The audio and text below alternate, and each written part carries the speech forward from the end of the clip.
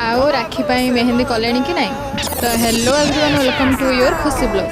Guys दुखर कथा या जे मु ए वर्ष राखी पूर्णिमार घर को जाइनी। तो हठात कौन है ना मंदिर जावाई इच्छा है तो आम सब मंदिर बाहरी जाइलु। तो गाइज देखिपे तो फाइनाली गाइज आम मंदिर पहुँची जाइलु। तो गाइज देखिपे ये सिंहटा मतलब बहुत अट्राक्ट करता। देन फास्ट आम पलि आसलु महादेव को दर्शन करने।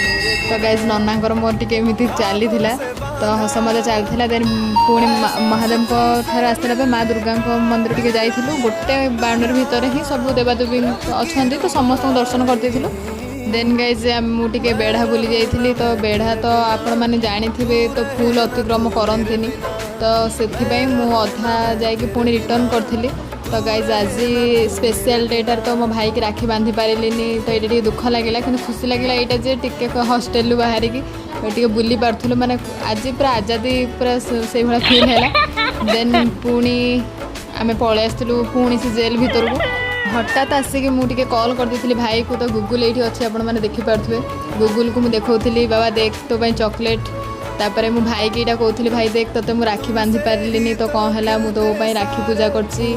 से भाई की भी कहती भाईर भी आज मन दुख हो सेमती किसी ना। मोर आउ दिटा भी दादा झील अच्छे से भी बांधि राखी कि ये दुख लगे मुझे बांधि पारे। राखी पूर्णिमा मोर एमती किसी